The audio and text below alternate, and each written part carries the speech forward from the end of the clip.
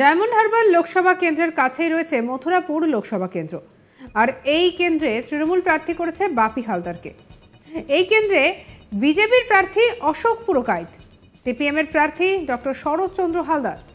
আর এই কেন্দ্রে প্রার্থী দিয়েছে নওসাদ সিদ্দিকীর দল আইএসএফও। আইএসএফ এই কেন্দ্রে প্রার্থী করেছে অজয় কুমার দাসকে। ইন্ডিয়া টুডে অ্যাক্সেস মাই ইন্ডিয়ার বুথ ফেরত সমীক্ষায় এই মথুরাপুর কেন্দ্রে সম্ভাব্যভাবে এগিয়ে রাখা হয়েছে তৃণমূল প্রার্থী বাপি হালদারকে। প্রসঙ্গত, মথুরাপুরে দলীয় প্রার্থী বাপি হালদারের সমর্থনে জনসভায় ব্যাপকভাবে ভোটে জয়ী হওয়ার আহ্বানও জানানো হয়েছে দলের সাধারণ সম্পাদক ডায়মন্ড হারবারের প্রার্থী অভিষেক বন্দ্যোপাধ্যায়ের তরফে। লোকসভা নির্বাচনে মথুরাপুর লোকসভা কেন্দ্রে শাসক দলের প্রার্থী বাপি হালদারের সমর্থনে শনিবার মেগা জনসভা করেন তৃণমূলের সাধারণ সম্পাদক তথা তৃণমূল কংগ্রেসের second in command Abhishek Bandyopadhyay. আর সেই সভা থেকে তিনি মথুরাপুর কেন্দ্রের মানুষদের বলেন যে আমি ভেবেচিন্তে কথা বলি, আমি যা কথা দিই কথা রাখি, কথা রাখার নামই তৃণমূল। ডায়মন্ড হারবারের লাগোয়া মথুরাপুর, এখানে আমরা 2019 সালে প্রায় 2.5 লক্ষ ভোটের ব্যবধানে জিতেছিলাম। আর এবারে 50,000 ভোট বাড়িয়ে 3 লাখ করতে হবে। ডায়মন্ড হারবারের মতো মথুরাপুরের দায়িত্ব কাঁধে তুলে নেওয়ার কথা বলেন অভিষেক। কি বলেছিলেন অভিষেক শোনাবো। আমি আপনাদের শুধু বলবো, আমি সচরাচর খুব ভেবে চিন্তে কথা বলি। আমি যা কথা দিই কথা রাখি, এবং কথা রাখার নামই তৃণমূল কংগ্রেস। আমি আপনাদের আজকে বলে যাচ্ছি, ডায়মন্ড হারবারের লাগোয়া মথুরাপুর, আপনারা যেভাবে মথুরাপুরের 7টি বিধানসভায় 2019 সালে আমরা জিতেছিলাম প্রায় 2.5 লক্ষের ব্যবধানে, এবার 50,000 ভোট হলেও বাড়িয়ে ব্যবধান 3 লাখ করতে হবে।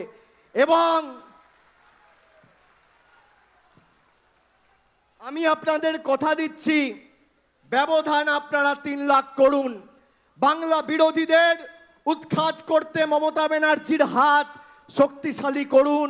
ডায়মন্ড হারবার যেমন আমার নিজের লোকসভা কেন্দ্র, আজকে এই সভা থেকে মথুরাপুরের সার্বিক দায় উন্নয়নের দায়িত্ব আমি আমার কাঁধে তুলে নিয়ে যাচ্ছি।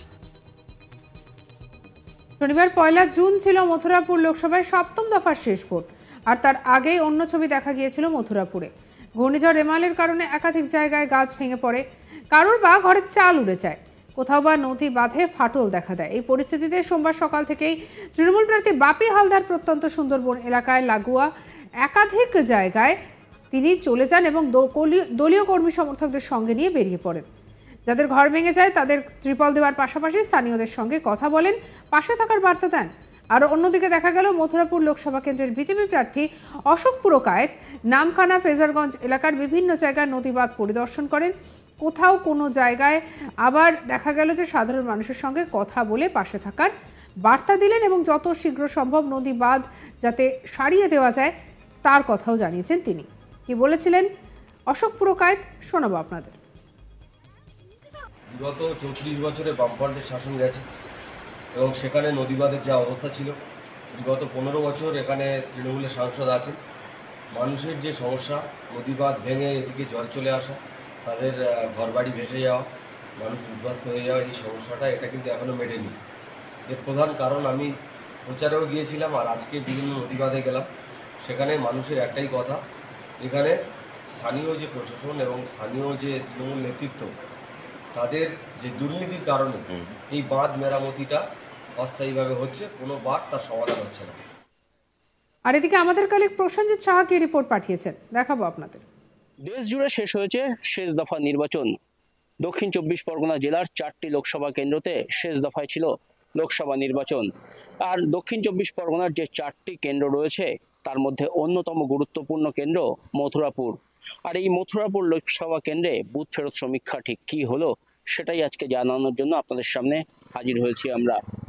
দক্ষিণ 24 পরগনার অন্যতম গুরুত্বপূর্ণ লোকসভা কেন্দ্র এই Mathurapur. My India access group এবং আজ তাক বাংলার যৌথ উদ্যোগে আয়োজিত বুথ ফেরত সমীক্ষায় কি জানালেন সাধারণ মানুষজন, কি পাওয়া গেল এই সমীক্ষার রিপোর্ট, সেটাই জানাবো আপনাদেরকে। মথুরাপুর লোকসভা কেন্দ্র থেকে এবারে এগিয়ে রয়েছেন তৃণমূল প্রার্থী বাপি হালদার, এমনটাই কার্যত জানা যাচ্ছে বুথ ফেরত সমীক্ষায়। এখানে বিজেপি প্রার্থী অশোক পুরকাইতকে পিছনে ফেলে বাপি হালদারেরই জয়ের সম্ভাবনা অনেকটাই বেশি রয়েছে, তেমনটাই জানা যাচ্ছে বুথ ফেরত সমীক্ষায়। তার কারণ মথুরাপুর লোকসভা কেন্দ্র জুড়ে যে তৃণমূলের সংগঠন রয়েছে তা বিজেপির সংগঠনের থেকে অনেক বেশি শক্তিশালী। এই লোকসভা কেন্দ্র থেকে গত 3টি লোকসভাতে পরপর জয় পেয়েছিল তৃণমূল কংগ্রেস প্রার্থী চৌধুরী মোহন জাটুয়া কার্যত 3বার এখান থেকে সাংসদ হয়েছেন। এবারে অবশ্য তাকে টিকিট দেয়নি তৃণমূল কংগ্রেস। এবারে তার বদলে এই কেন্দ্র থেকে টিকিট দেওয়া হয় বাপি হালদারকে। তরুণ তাজা মুখ বাপি হালদার, দক্ষিণ 24 পরগনার সুন্দরবন সাংগঠনিক যুব তৃণমূল কংগ্রেসের সভাপতি, আর তার উপরেই ভরসা রেখেছিল তৃণমূল কংগ্রেস, আর তাকেই এবারে টিকিট দেওয়া হয় এই মথুরাপুর লোকসভা কেন্দ্র থেকে। মথুরাপুর লোকসভা কেন্দ্র অত্যন্ত গুরুত্বপূর্ণ, তার কারণ সুন্দরবনের একটি বিস্তীর্ণ এলাকা এই মথুরাপুর লোকসভা কেন্দ্রের মধ্যে পড়ে। এখানে রয়েছে গঙ্গাসাগরের কপিল মুনির মন্দির, যেটা কিনা অন্যতম তীর্থস্থান বলে মনে করে সারা ভারতবর্ষ। আর সেই মথুরাপুর লোকসভা কেন্দ্রে গত বছরগুলিতে যখন তৃণমূল কংগ্রেস ক্ষমতায় ছিল ততদিনে অনেক কাজ যেমন হয়েছে তেমনি না হওয়া কাজের সংখ্যাও নেহাত কম নয়। আর তাই এই লোকসভা কেন্দ্র থেকে এবারে বিরোধীরা হাতিয়ার করেছিল সুন্দরবনের রেলপথ সম্প্রসারণ, বুড়িগঙ্গা নদীর ওপরে ব্রিজ তৈরি, এই সমস্ত বিষয়গুলিতে তৃণমূল কংগ্রেস কখনোই জোর দেয়নি বলে বিরোধীরা সুর চড়িয়েছিলেন তাদের প্রচারে। তবে বিরোধীরা সুর চড়ালেও পাল্টা রাজ্য সরকারের তরফ থেকে মথুরাপুর লোকসভা কেন্দ্র জুড়ে কি কি উন্নয়ন হয়েছে সেই হিসেব নিকেশও কার্যত পেশ করেছিলেন তৃণমূল কংগ্রেসের নেতা নেতৃত্বরা। এই লোকসভা কেন্দ্রে নির্বাচন ঘোষণা হওয়ার পরই প্রচারে নেমে পড়েছিলেন তৃণমূল প্রার্থী বাপি হালদার। বলা ভালো, তৃণমূল প্রার্থী তালিকা ঘোষণা হওয়ার সাথে সাথেই কার্যত প্রচারে নেমে পড়েছিলেন বাপি হালদার। সেক্ষেত্রে নির্বাচনী প্রচারে অনেকটাই পিছিয়েছিলেন বিজেপি প্রার্থী অশোক পুরকাইত। তার কারণ নির্বাচনের প্রার্থী হিসেবে অশোক পুরকাইতের নাম ঘোষণা হয় বেশ কিছুদিন পরে, আর নাম ঘোষণার পর অশোক পুরকাইত নির্বাচনে জোর কদমে ঝাঁপিয়ে পড়ে। প্রচারে কেউ কাউকে এক বিন্দু জমি ছাড়েননি। তবে এবারের এই মথুরাপুর লোকসভা কেন্দ্র থেকে সাধারণ মানুষ ঠিক কার দিকে রায় দিলেন সেই তথ্যের বিচার বিশ্লেষণ করেই কার্যত এই বুথ ফেরত সমীক্ষা আমরা তৈরি করেছি। আর এই বুথ ফেরত সমীক্ষা থেকে যেমনটা জানা যাচ্ছে মথুরাপুর লোকসভা কেন্দ্রে কিন্তু অ্যাডভান্টেজ পেতে চলেছে তৃণমূল কংগ্রেস প্রার্থী বাপি হালদার অনেকটাই এগিয়ে রয়েছেন মথুরাপুর লোকসভা কেন্দ্র থেকে, এমনটাই জানা যাচ্ছে বুথ ফেরত সমীক্ষায়। তবে সঠিক রেজাল্ট কি হবে, কে বা আসলে জিতলেন এই মথুরাপুর কেন্দ্র থেকে, তা জানতে আপনাদেরকে 4 জুন পর্যন্ত অপেক্ষা করতেই হবে। আর সমস্ত রিপোর্ট আপনাদের সামনে আমরা তুলে ধরবো, ভোটের ফলাফলের সমস্ত খুঁটিনাটি আপনাদের সামনে তুলে ধরবো আমরা আজ তাক বাংলার তরফ থেকে।